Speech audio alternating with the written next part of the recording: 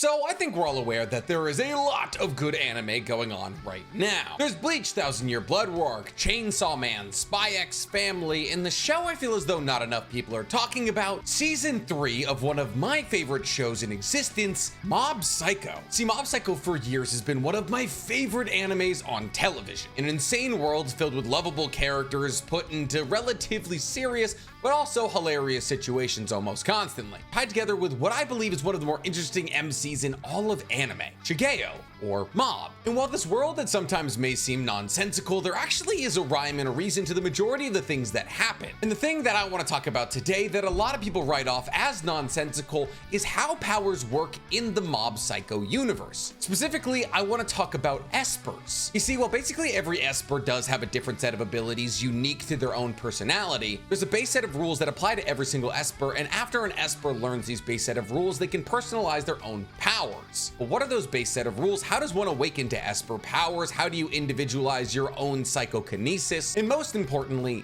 how do Mob's powers work? We're gonna answer all those questions and more in a second, guys, but first, please, for me, like this video, subscribe to the page, and hit that noti bell. And you've probably already noticed, but my camera looks different, and that's because I bought a new one. So welcome to seeing me in 4K. I know, not great. So those with psychic powers in the universe of Mob Psycho 100 are referred to as espers. And we know a lot of espers. Last I checked, the count is 44. But each of these espers seem to have their own powers, their own abilities that are unique to them. So is it like Hunter x Hunter, where once you awaken to your esper powers, you fall into a classification? Or do those who awaken to psychokinesis just eventually learn how to form their psychokinesis into something that applies to their personality? How does an esper become stronger than all the other espers? And how does the strongest esper, Mob, of course, get his power? Well, in order to answer all of these questions, we got to start this video off in the way that we tend to start these videos off, at the beginning. You see, in order to become an esper, you have to awaken to psychokinesis. But how does one awaken to psychokinesis? Well, there's really only two ways that one can awaken to psychokinesis. Either somebody can be born with the ability to use psychokinesis like Mob, or an intense emotional trigger can trigger that person into using psychokinesis. Think of it a bit like cursed energy in JJK. You can be born with it, or if you're pushed into a life or death situation, it can awaken within you. But even the word psychokinesis has some question marks around it. The term psychokinesis confers to being able to move things with your mind. But espers seem to be able to do so much more than simply just moving things with their mind like they have the force. So what abilities are conferred to every single person who awakens the psychokinesis? Well, the first and most obvious one is that all espers can control things with their minds. But on top of that, they can also see spirits, sense other espers, and put protective defensive barriers around themselves. These are the 4 basic techniques of being an esper. And if you know these 4 basic techniques, you are a fair to middling esper. But in order to become a truly great esper and be stronger than just your average esper, you have to learn a couple of things. See, it's exceedingly rare that espers are able to do 2 psychokinesis things simultaneously. What do I mean by that? Essentially, most espers can't form a defensive barrier around their body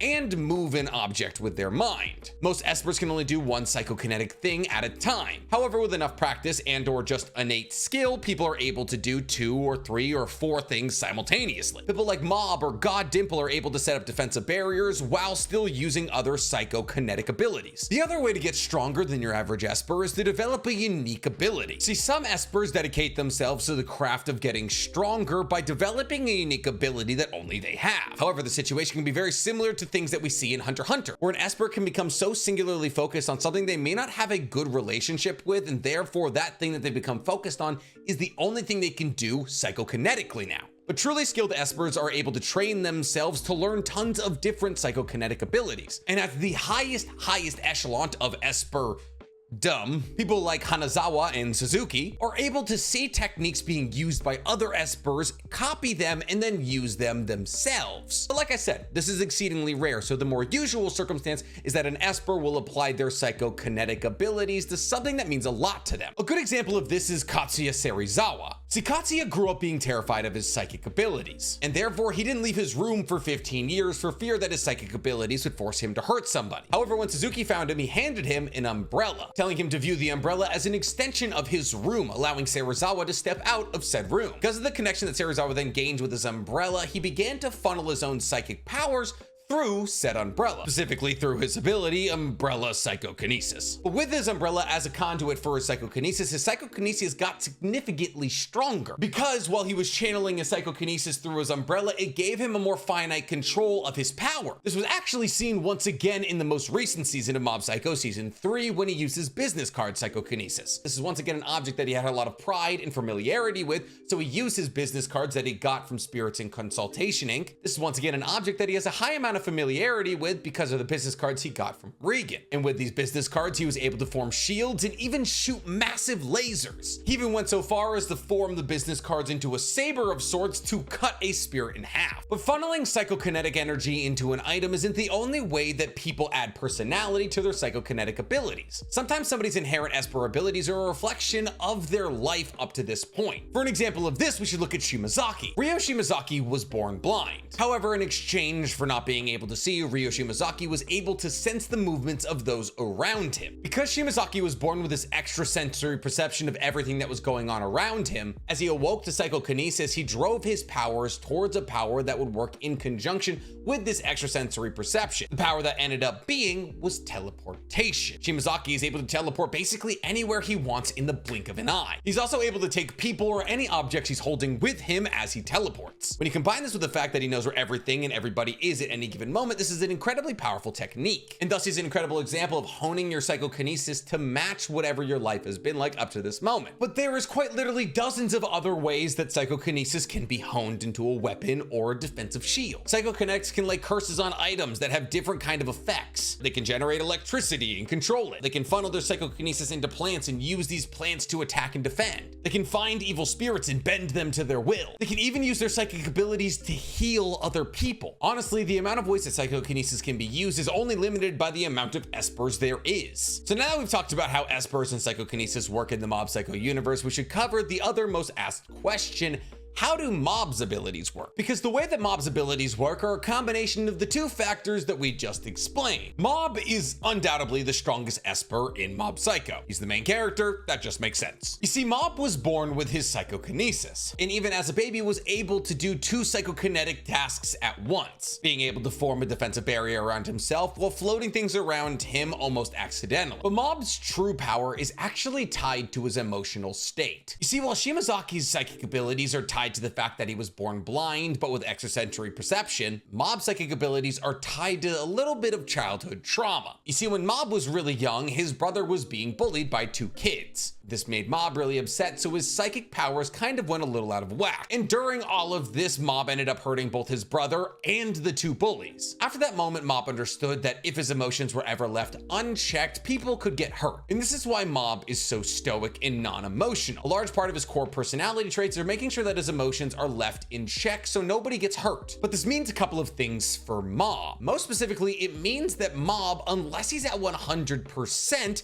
is never fighting with his full power. While people like Suzuki and Shimazaki are able to use 100% of their psychokinetic powers immediately, Mob isn't. In fact, whatever percentage you see on the screen is how much of Mob's power he can currently use. So if Mob is at 3%, he can only access 3% of his psychokinetic abilities. But as a fight or any event that makes Mob more emotional grows with time, Mob grows more emotional. And as Mob grows more and more emotional and we creep closer and closer to that 100%, Mob gets stronger. And once Mob does eventually hit 100% for whatever emotion he's feeling, see, because this is a common misconception, let me quickly dive in. The 100% thing that's always ticking in Mob Psycho doesn't refer to anger or really any specific emotion. The percentage just displays how much of a certain emotion Mob is feeling. This emotion can be love or hate or resentment, and it's all dependent on what Mob is currently going through. And if Mob continues to feel this same emotion over and over and over again, that percentage will tick up and up and up. But if hypothetically Mob were to feel a lot of hate for a couple of days, but then switch to love a couple of days later,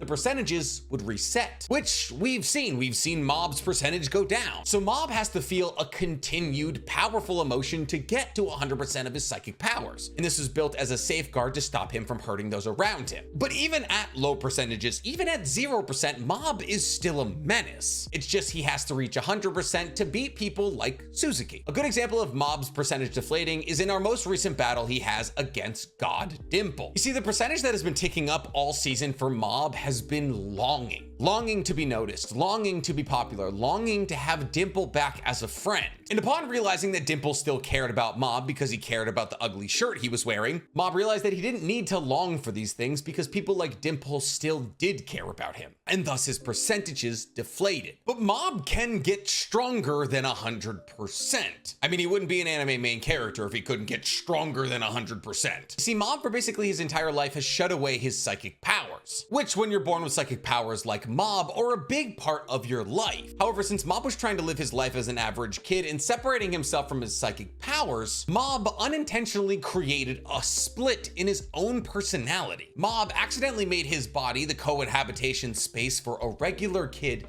and the strongest Esper on Earth. And while usually the regular kid is the one in charge, even when Mob's at 100%, he's still the regular kid who resents having to use his psychic powers. Should Mob get put into a situation where he needs more power and his life is in danger, the other personality takes over. You see, by constantly rejecting his own psychic powers, Mob's psychic powers actually formed their own personality. And this personality lives deep within Mob. And when this personality takes over Mob, it's represented as the question mark state. When this personality takes over Mob, he is leaps and bounds stronger than even his 100% form. Any latent and or trained psychokinetic abilities that Mob has, he has access to while in this form. On top of the fact that in this form, he really has no regard for his own life. So he attacks basically anyone and everything recklessly. This is leaps and bounds different from his average personality, considering the fact that he quite literally put a tamp on his own psychic powers to stop collateral damage. While in this question mark state, there's basically not a singular Esper on the face of the Earth that's matched to it. In fact, if you lined up the entirety of all of the Espers on Earth against this question mark state, it's about a 50-50 chance split they win. But emotions aren't even the only way that an Esper can receive strength outside of training. Dimple showed us recently in the most recent arc of Mob Psycho that one can gain powers